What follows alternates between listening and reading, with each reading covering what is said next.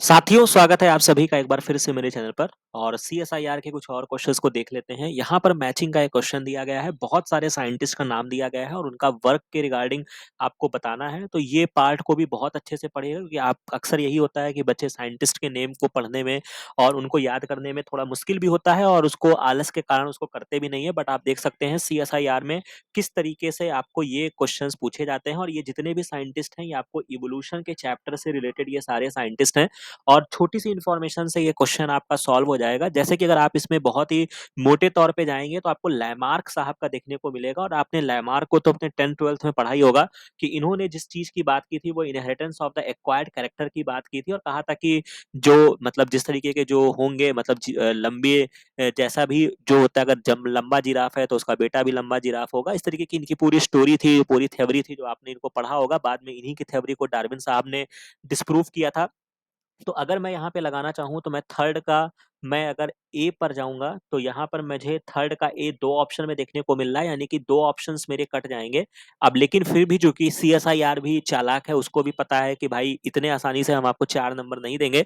तो आपको और भी साइंटिस्ट के बारे में पता होना चाहिए और थोड़ा-सा अगर आप बेसिक में इवोल्यूशन जब आप स्टडी करना शुरू करते हैं तो उसमें क्यूवियर साहब का भी नाम आता है और ये क्या काम किया था इसको मैं आपको यहाँ पे बता देता हूँ। कि जब आपकी theory of the origin of the life दी गई तो वहां पे सबसे पहली थ्योरी जो आती है वो आपकी theory of the special creation था। यहाँ पर जो देने वाले साइंटिस्ट हैं वो आपके फादर सोरेज हैं। यहाँ पे ये आपके आध्यात्मिक चीजों पर ये आधारित थ्योरी थी और इन्होंने ये कहा कि life was created by super natural power है, उसने इस लाइफ को क्रिएट किया है in the form which has not undergone any change, मतलब यहाँ पे कोई भी चेंज होने की संभावना नहीं होती। और आप तो इवोल्यूशन चैप्टर पढ़ रहे हैं, आपने म्यूटेशन पढ़ा है, जीवन का आपने नियम पढ़ा है, साइंस का नियम पढ़ा है कि कोई भी चीज़ों में परिवर्तन तो होता ही रहता है। तो ये थ्योरी जो थी वो बहुत ही कह सकते हैं कि खराब थ्योरी थी, बट चूँकि उस टाइम पर ये थ्योरी को माना गया, मतलब माना क्या गया, कुछ दिनों तक चला। इसके काउंटर एक्ट में भी बहुत सारे थ्योरीज आई, बट चूंकि ये आपकी कह सकते हैं कि ये आपका आध्यात्मिक चीजों पर आधारित ये थ्योरी था। और इसको देने वाले जो साइंटिस्ट हैं वो आपके फादर सॉरेज हैं, नाम याद रखिएगा, इंपॉर्टेंट है। और इन्होंने कहा कि जो भगवान है उन्होंने इस लाइफ को क्रिएट किया है इन द 6 डेज, मतलब 6 दिन में इस लाइफ को क्रिएट किया है from materia prima and man was created by him on the 6th day, मतलब 6 दिन में। जब आप बहुत सारे ग्रंथों को पढ़ते हैं तो वहां पे आपको इसका विवरण मिल जाएगा। तो 6 दिन में लाइफ की उत्पत्ति हुई और छठवें दिन जो है वो मैन की उत्पत्ति हुई है। तो बहुत ही मतलब कह सकते हैं कि एकदम से वो विज्ञान की बात उन्होंने नहीं किया, अध्यात्म की बात किया। हालांकि इनका भी सम्मान किया गया, थोड़े दिन तक इनकी बातों को समझा गया, बट जैसे जैसे साइंस इंप्रूव होता गया इनकी थ्योरी को डिस्प्रूव किया गया। लेकिन आज भी हम इनकी थ्योरी को जब भी हम ओरिजिन ऑफ लाइफ पढ़ते हैं तो फादर सॉरेज का नाम आपको पढ़ना पड़ता है। इसी तरीके से थ्योरी ऑफ द कैटास्ट्रोफिज्म आया। इस थ्योरी को भी देने वाले साइंटिस्ट जो है वो आपके क्यूवियर हैं और यहीं से क्वेश्चन जो है वो आपका डिराइव हुआ है। याद करने के लिए सी से क्यूबियर याद रख लीजिएगा और सी से कैटाट्रोपिज्म याद रख लीजिएगा, जिससे आपको याद रहेगा। और इन्होंने ये बोला कि according to which after a gap of a certain period, कुछ समय के बाद क्या होता है जब एजिंग हो जाती है, या एज मतलब एक समय के बाद क्या होता है, जो आपका संसार है, वर्ल्ड है, वो अंडर गोज अ कैटास्ट्रॉफ, मतलब सडनली क्लैमिटी हो जाता है to kill almost all the living organism and new life arises from inorganic matter से क्या होते हैं,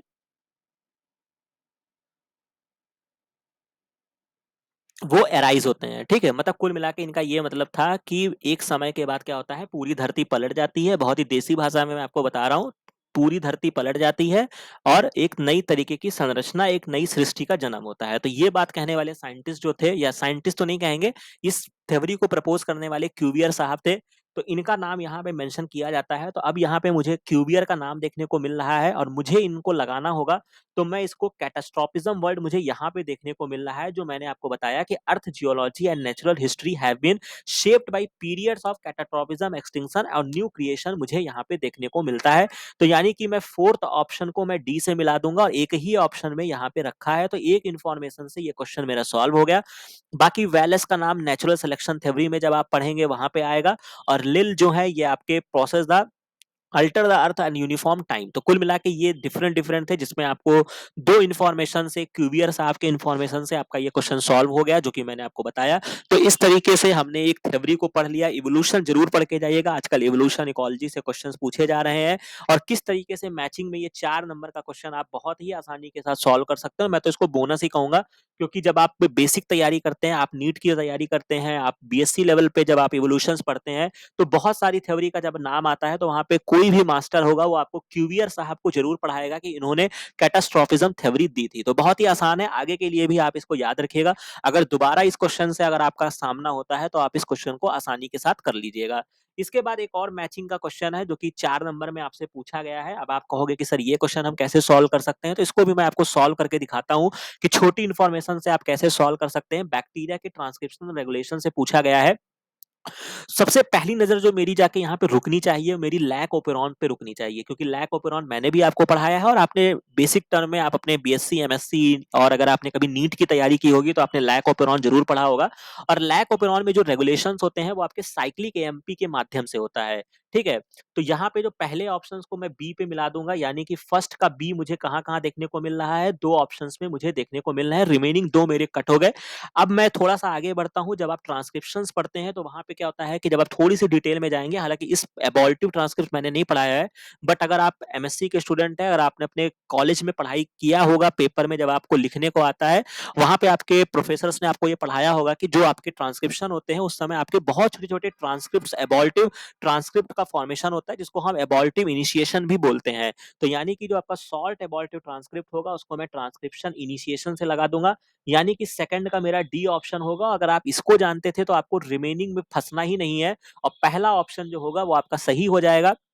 बाकी डीएनए लूपिंग आपको एआरए ओपेरॉन में देखने को मिलेगा और एफएमएन सिंथेसिस जो होती है वो आपको राइबोस्विचेस में देखने को मिलेगा। तो इस पॉइंट को आप क्या करेंगे, अपनी डायरी में अपनी कॉपी में नोट डाउन कर लेंगे, ताकि अगर नेक्स्ट टाइम आपसे पूछ लिया कि एफएमएन सिंथेसिस हमें कहाँ देखने को मिलता है तो आप झट से आंसर कर लो राइबोस्विच।